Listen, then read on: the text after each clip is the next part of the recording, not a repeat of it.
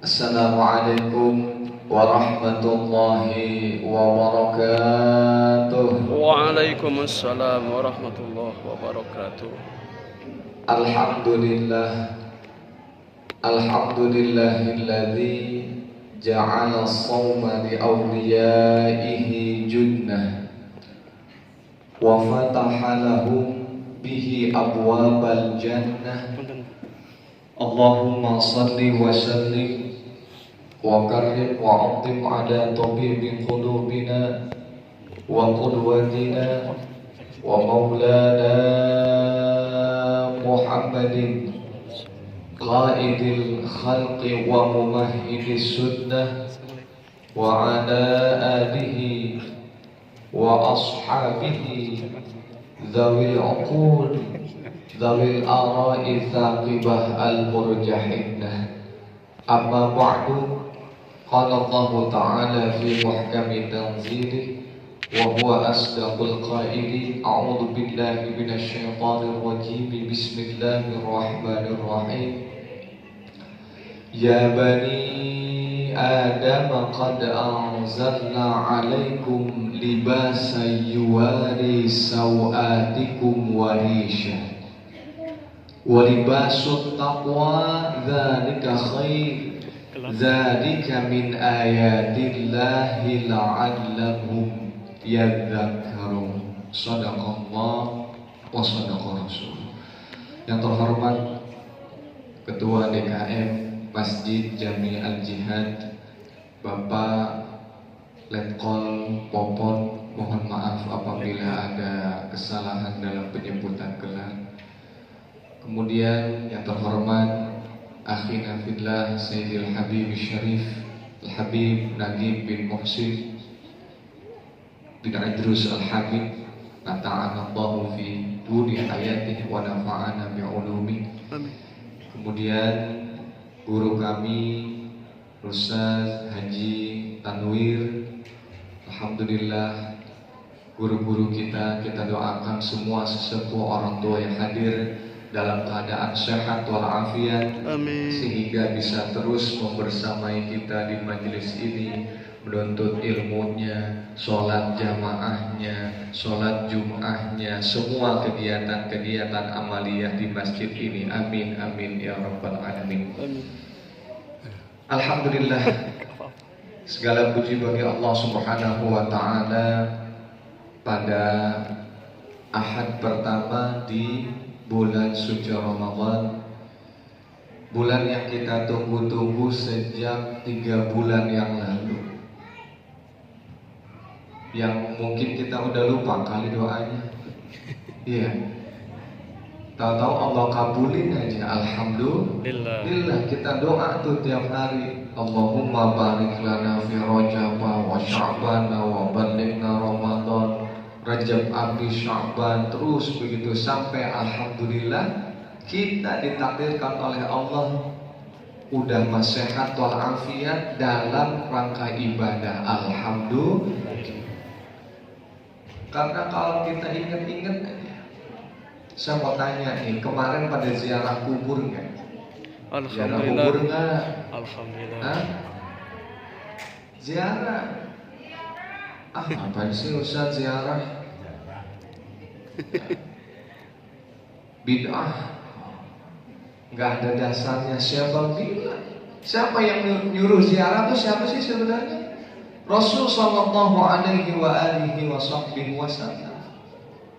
Kata Rasul, kuntu nahaitukum an ziyaratil qubur wal an fazuruha. Dulu memang pernah aku larang kalian untuk ziarah kubur, tapi sekarang berziarahlah kalian. Berarti yang perintah siapa? Berarti sunnah apa bid'ah? Dan 4 mazhab sepakat, A'immatul Arba'ah dalam Al-Fiqh wal Alal Madhahibil Arba'ah, anna ziyaratal quburi mandubatun, bahwasanya ziarah kubur itu apa? Hukumnya mandubah, sesuatu yang dianjurkan, bukan satu mazhab, bukan cuma punyanya orang Aswaja Indonesia di sini doang, bukan. Empat-empatnya semua bersepakat ziarah kubur itu sunnah. Buat apa? Lil inti'az, untuk mengambil mawaiz, mengambil pesan-pesan agar kita eling, agar kita sadar bahwasanya hari ini kita ziarah kubur, besok bisa jadi kita yang ganti. Dan kalau kita ingat-ingat sekarang, kalau kita bisa nanya nih sama yang kemarin kita ziarahin, kalau kita nanya, akan saya kabulkan satu permintaan Anda. Wah, kira-kira mereka mintanya apa ya? Mintanya apa? Laula akhartani ila ajalin qarib fa asaddaqa wa akum binashalih. Kalau yang kemarin kita ziarahin ditunda sebentar aja, agar tidak langsung dicabut nyawanya oleh Allah Subhanahu wa ta'ala. Apa yang mereka minta? Mobil. Apa yang mereka minta? Rumah. Apa yang mereka minta? Jabatan dan lain sebagainya? Enggak. Yang mereka minta kayak kita nih sekarang. Apa? Fa'asaddaqa wa aku minashalih. Mintanya cuma kayak gini. Yang mati aja mintanya nggak muluk-muluk, kita yang hidup mintanya pengen apa? Ya Allah, ya Bani Adam qad anzalna alaikum libasa. Kita bahasnya tentang satu istilah yang dalam Quran itu ternyata nggak cuma isinya hukum.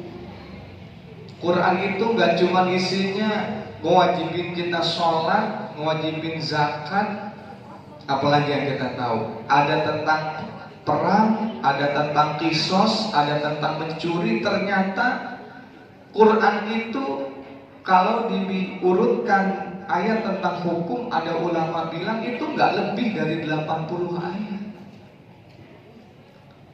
Sisanya tentang kehidupan alam semesta. Dan yang termasuk akan kita bahas hari ini ada kaitannya dengan kehidupan kita. Mudah-mudahan nanti apa yang saya sampaikan sedikit bisa bermanfaat. Amin. Saya mohon ziyadah Fatihah terlebih dahulu untuk pengarang kitab ini, Syekh Wahbah Az-Zuhaili, ulama Syam yang belum lama dipanggil oleh Allah Subhanahu wa ta'ala. Mudah-mudahan Allah berkenan memberikan rahmat untuk beliau. Amin. Dan kita yang menuntut ilmunya beliau diberikan keberkahan. Amin. Untuk kita, anak-anak kita, cucu kita, mudah-mudahan bisa menjadi zuriyah yang salihah. Al-Fatihah. A'udzubillahi minasyaitonir rajim. Bismillahirrahmanirrahim. Ar-Rahmanir-Rahim. Maliki yaumiddin. Iyyaka na'budu wa iyyaka nasta'in. Shiratal ladzina Amin amin ya rabbal alamin. Jamaah rahimakumullah. Salah satu di antara tujuan untuk diturunkannya Al-Quran itu adalah menjadi bukti kasih sayang Allah kepada kita, bukti cintanya Allah kepada kita sebagai makhluk. Mana Ustaz buktinya? Banyak. Dalam Al-Quran Allah bilang, laqad karramna bani Adam wa hamalnahum fil barri wal bahr. Berapa kali Allah bilang bahwa Allah telah memuliakan bangsa manusia. Bahkan manusia dalam Quran disebutnya macam-macam. Kadang Allah bilangnya pakai al-insan, ya, khalaqnal insana min nutfatin tubna. Kadang-kadang Allah bilangnya Bani Adam. Semua itu merujuk bahwa Allah telah memuliakan manusia dengan beragam cara. Di antaranya yang pertama, kalau kita ingat, satu-satunya makhluk yang diberi insting oleh Allah berupa nazofah, berupa bersih-bersih, itu manusia. Ada yang miara hewan di sini nggak? Ada nggak? Kucing, ada yang miara kucing? Pernah lihat kucing mandi sendiri nggak? Gunting kuku sendiri? Bersih-bersih sendiri ada nggak? Nggak ada. Tapi manusia diberikan insting oleh Allah Subhanahu wa Ta'ala, ada istinjanya, benar nggak? Ada ceboknya, dikasih tahu tata cara mandinya, wudunya, dan lain sebagainya. Ini salah satu bentuk kemuliaan Allah kepada kita. Dan termasuk di antara bentuk kemuliaan Allah Subhanahu wa Ta'ala yang diberikan kepada kita itu adalah libas. Apa itu libas? Libas itu dari labisa yalbasu libasan, yang artinya itu pakaian. Dan Allah Subhanahu wa Ta'ala itu ngasih kita 3 pakaian. Dalam surah Al-A'raf tadi dikatakan pakaian yang pertama adalah libasun yuwari sawatikum, pakaian yang tugasnya menutupi aurat kita. Masya Allah. Ini salah satu yang luar biasa. Kalau kita lihat binatang, ada nggak yang pakai pakaian? Nggak ada. Tapi Allah Subhanahu wa Ta'ala memberikan insting kepada manusia untuk bisa menutupi auratnya. Apa itu aurat besar? Aurat itu asal bahasanya an-naqsu, kekurangan. Dan secara bahasa mayasturu, sesuatu yang wajib untuk ditutupi oleh manusia itu disebut dengan aurat. Dan ini luar biasa. Coba nih, seandainya nggak ada syariat agar manusia menutup auratnya, bagaimana? Ada yang berani keluar nggak? Hah? Ada, paling orangnya udah setengah tuh. Tapi ini perintah Allah. Berarti apa? Dapat pahala kita mengerjakan. Dan ini sudah mulai ditinggalkan oleh kita. Yang benar Ustaz, ini haddul aurat kata ulama fikih, batasan aurat kata ulama fikih, itu bagi kita nih orang laki mana? Ma baina surrah wa rukbah, antara pusat dan lutut. Walaupun di rumah, walaupun gak ada orang, walaupun tempatnya gelap. Itu kata Syekh Wahbah Zuhaili, kita orang laki tetap harus jaga aurat. Makanya benar orang dulu. Coba lihat sekarang, mohon maaf banget. LGBT lagi merebak kan? Banyak nggak? Walaupun sesama laki-laki, kita tetap harus menjaga batasan aurat. Kalau sudah dicantumkan oleh syariat, pasti ada satu kebenaran, yang suatu manfaat yang ingin Allah berikan buat kita. Dan kalau perempuan apa? Perempuan jami'u badaniha, auratnya perempuan itu seluruh badannya kecuali muka dan telapak tangan. Ini libas yang pertama. Lalu ada yang kedua. Apa libas yang kedua? Risha. Rish itu asalnya bulu burung. Yang kemudian oleh Syekh Wahbah dikatakan libasus zinah, pakaian yang berupa perhiasan, yang di luar daripada pakaian yang tadi itu kebutuhan premier kita, kebutuhan dasar kita, yang bisa jadi nih kemeja, kolan suah, peci, sarung, kan beda-beda tuh. Kalau misalkan ke Syam, Syria, tempatnya Syekh Al-Buti, itu pecinya beda lagi. Nanti ke Mesir pecinya merah putih, beda lagi. Itu namanya rish. Dan termasuk rish itu apa? Perhiasan ya kayak kita pakai, ada jam tangan, ada cincin, ya. Itu namanya rish. Dan pakai perhiasan ini boleh. Bahkan Allah tantang dalam surah yang berikutnya, Qul man harrama zinatallahi allati akhraja li'ibadihi wat thayyibati minar rizq. Siapa yang bilang, siapa yang berani mengharamkan perhiasan dari Allah yang telah Allah keluarkan untuk umatnya, asal dengan catatan satu, perhiasan itu diambil, diperoleh berdasarkan cara yang halal. Berarti makin jam tangan boleh nggak? Boleh. Boleh. Pakai sarung yang bagusan dikit boleh nggak? Boleh. Boleh. Kata Imam Syafi'i, wajadidu sobika la yadurruka ba'da an takhshal ilaha wa tattaqi. Bajumu yang bagus, perhiasan yang kita pakai, bahkan dalam Al-Quran, khudzu zinatakum inda kulli masjidin, pakailah perhiasan kalian, baju terbaik yang kita punya setiap kita mau berangkat ke masjid. Artinya boleh nggak? Boleh. Kata Imam Syafi'i, jadi dusawbika la yaduruka.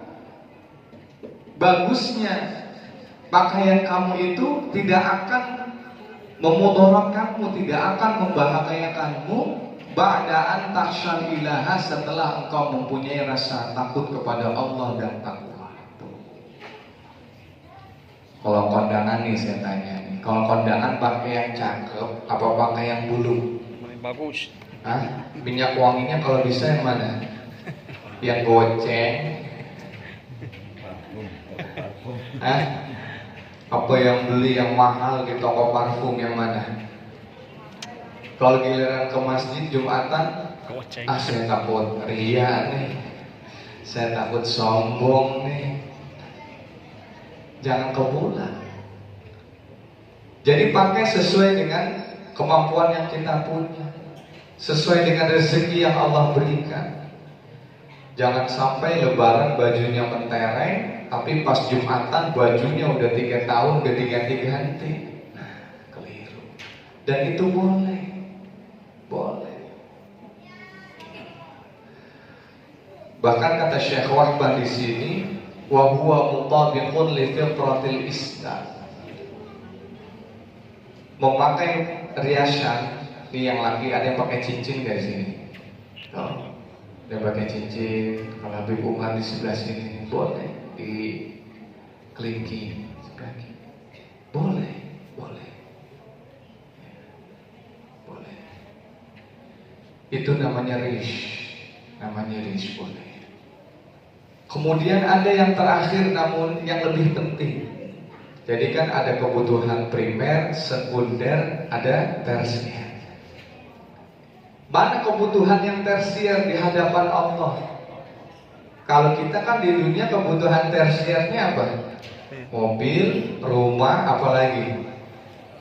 Yang lagi naik nih sekarang takwa dzalika khair. Pakaian ketakwaan inilah yang terbaik yang kita pakai. Masya Allah.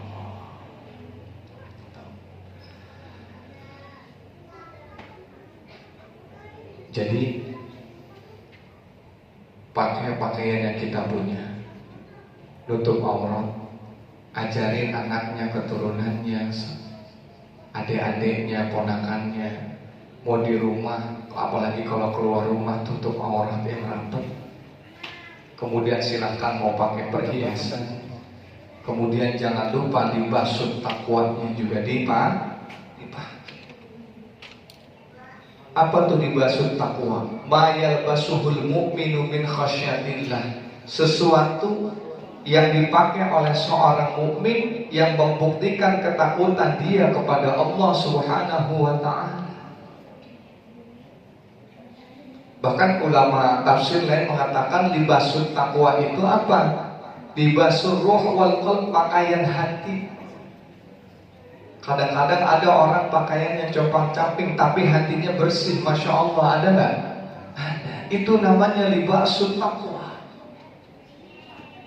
Dan zalika khair, itu lebih baik kata Allah Subhanahu wa ta'ala.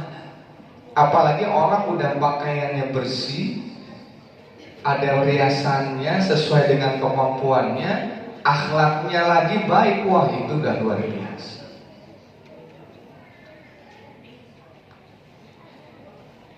Alladzi yasturu qaba'ihan nafsi. Libasul taqwa itu pakaian yang menutup buruknya sifat manusia, kama yasturu thawbu qaba'ihal badan, sebagaimana baju menutupi noda-noda yang ada di dalam badan. Jadi libasul taqwa itu bisa ada nodanya. Apa nodanya Ustaz? Misalkan ini momen yang luar biasa, ya, momen saat Ramadan itu kan setan katanya dikunci-kunciin ya, setan dirantai-rantai. Nah, saat momen yang paling tepat untuk meminimalisir sikap bakhil yang mungkin selama ini kita pelihara dengan apa? Kita hilangkan, kita tutup dengan libasus sakhawah wal isar. Kalau ada noda bakhilnya, dihilangkan dengan noda dermawan dan isar. Ini pas banget buat ngomongnya, buat Ramadan.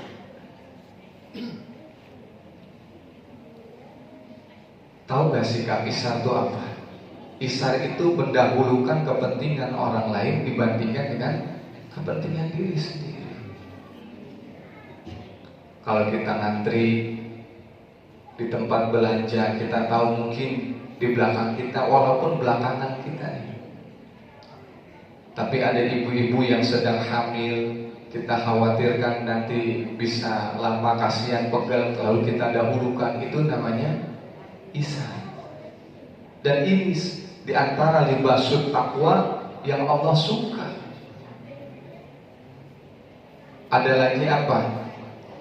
Noda takabur bisa kita hilangkan dengan noda tawadhu. Dan masih banyak noda-noda lain yang kira-kira bisa menutupi kalbu kita untuk mendapatkan rahmat dari Allah Subhanahu wa ta'ala. Jadi kesimpulan yang bisa kita ambil itu diantaranya, pertama apa? Allah tuh sayang banget sama kita. Sayang banget sama kita. Bahkan kecintaan Allah dengan manusia itu beda. Kata Syekh Al-Buti, harusnya itu cinta itu at-ta'alluqu bi syai'in ala wajhil istinasi bi qurbihi wal istihashi min bu'di. Kata Syekh Al-Buti, seharusnya yang dinamakan cinta itu apa? At-ta'alluqu bi syai'in, ketergantungan terhadap sesuatu, dan perasaan istighnas, perasaan jinak, perasaan nyaman, perasaan adem ketika kita dekat dengan sesuatu, wal istihash min bu'di, dan merasa risau dan galau ketika kita jauh dari situ. Bapak-bapak kalau sama bininya yang dirasain begitu kan? Kalau dekat rasanya nyaman, kalau lagi jauh, lagi main ke puncak, yang diingat bininya pengen pulang, begitu gak kira-kira? Kalau ibu-ibu gimana, Bu? Bu, kalau sampai terbalik nih, giliran dekat rasanya panas, giliran jauh rasanya senang, itu tanda-tanda. Itu mahabbatul insan bil insan, kata Syekh Al-Buti. Kecintaan antara makhluk dengan makhluk, manusia dengan manusia. Kalau kita cinta pengennya dekat, kalau jauh risau, gelisah, galau. Tapi kalau mahabbatullah bil insan, kecintaan Allah terhadap manusia, itu beda. Masa Allah merasa nyaman dengan kita dan merasa risau dengan ketika jauh? Enggak, beda. Dan kecintaan jubah, cintanya Allah Subhanahu wa ta'ala wasi'atun, itu luar biasa, luas.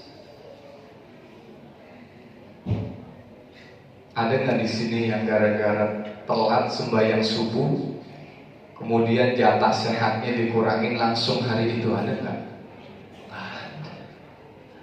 Jangankan yang telat sholat subuh, yang gak sholat subuh aja dikasih hidup gak? Hidup, bisa ngerokok, bisa ngopi, bisa ngapain aja ya, benar gak? Itu bukti cintanya Allah Subhanahu wa ta'ala. Kalau kita gak bisa, itu satu. Terus yang kedua, bahwa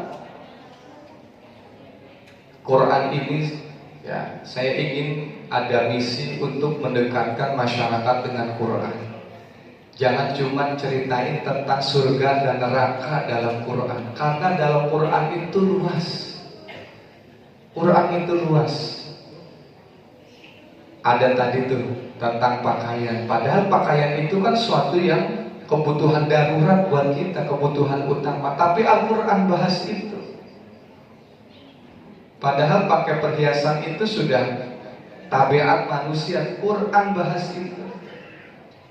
Tapi enaknya Quran ditambahin lagi, silakan pakai pakaian yang bagus, tutup tuh auratnya, pakai pakaian terbaik yang kita punya sesuai dengan kemampuan finansial kita. Tapi jangan lupa kata Allah, walibasul taqwa, pakaian ketakwaan itu yang lebih utama.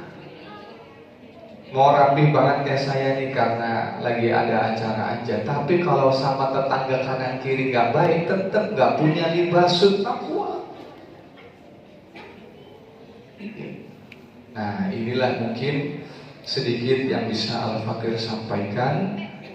Mudah-mudahan ada manfaatnya. Kita buka forum diskusi, silakan bagi kalau ada yang ingin bertanya. Nah, tadi sedikit nih karena ada anak muda, mumpung saya ingat, rish itu termasuk nih, Bapak Ibu nanti kalau beli sepatu besok buat anaknya, lihat-lihat ya.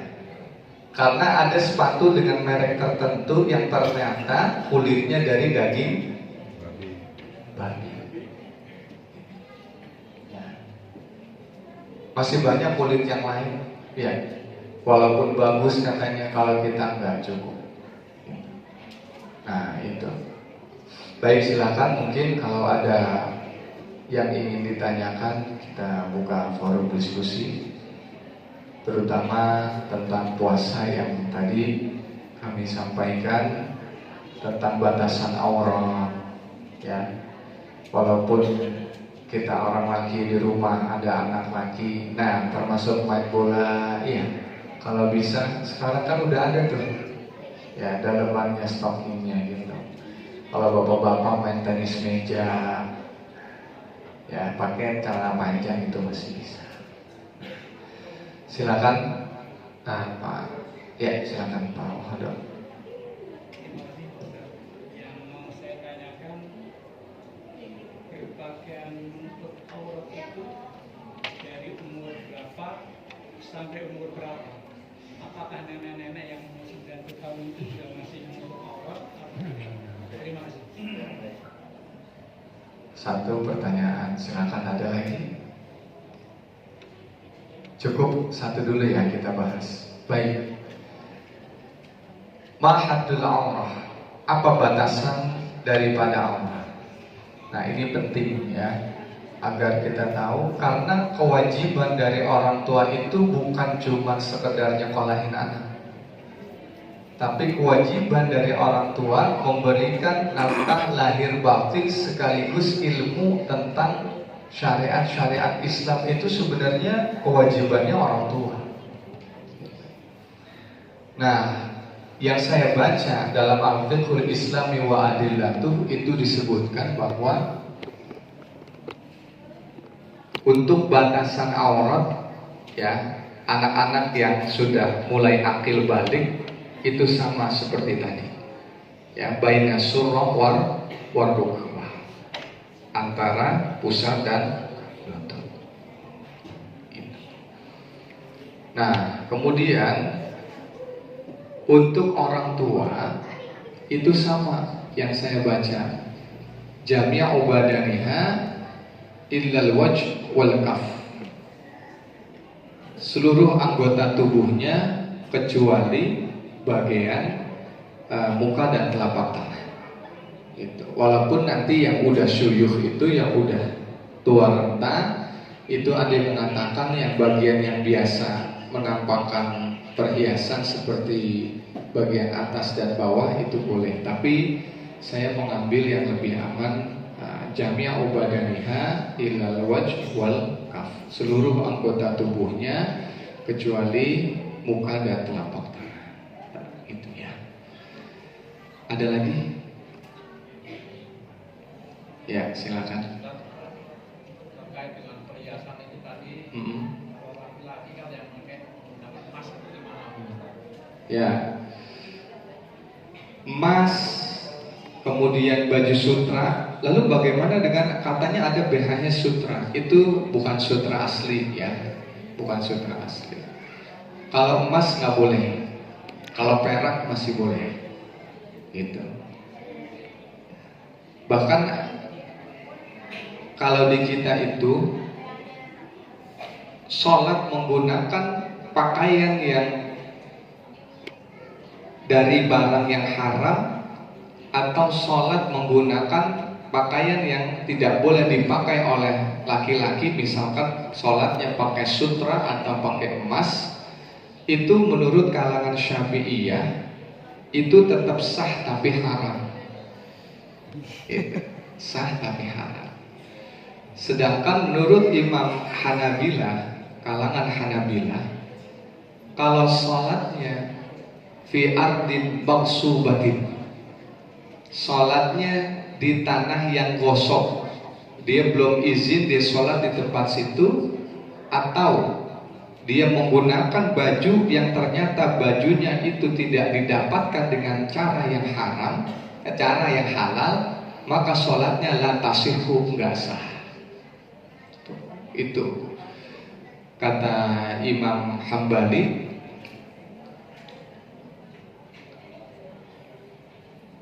Kalau beli satu baju harganya 10 dirham, ada 1 dirham aja yang kita comot dari rezeki yang tidak halal, fala tasihhu sholatu, maka tidak sah sholatnya. Allah nggak mau terima sholatnya orang yang menggunakan baju yang haram. Tapi kalau di Syafi'i itu tetap sah, tapi makruh jadinya, nggak boleh. Ada lagi mungkin? Gak usah pakai emas ya, pakai perak. Emasnya disimpan aja. Ya, nanti kalau sampai emasnya 5 juta baru jual lagi ya. Yang kedua 1, yang ketiga nggak dapat sama sekali. Mana tuh yang dapatnya 25? Jadi walaupun padahal enak tuh 25 kali 11 sudah berapa? Pokoknya banyak. Pakai ini setiap sholat jamaah. Kalau orang yang makmum nih, makmumnya itu dia bisa bersabar, ya, dia bergerak membaca setelah imamnya selesai dari takbir sampai dengan salam, imamnya dulu baru dia, imamnya dulu baru dia, maka dia berhak untuk mendapatkan pahala sempurna jamaah 25. Tapi kalau ada jamaah yang merasa lama banget nih ya, imamnya habis gini saya tahu, habis gini ruku, imamnya barengin pas ruku, imam Allahu Akbar dia barengin tuh, gerakannya bareng, ucapannya bareng, maka walaupun dia sholatnya di belakang khalfal imam, di belakang imam, maka dia tetap dapat pahalanya cuma 1. Tuh. Yang lebih parah yang terakhir, nggak dapat pahala apa-apa. Siapa? Yang dahuluin imam. Dan ini sering terjadi, baik mau ruku, mau sujud, atau biasanya ketika salam. Biasain apa? Pas salam, biar imamnya kelar sampai salam yang kedua. Jangan baru assalamualaikum kita, jangan. Khawatirnya nanti kita berbarengan atau kita duluin salamnya, imam belum selesai, maka jatah sholat jamaah kita yang 25 itu bisa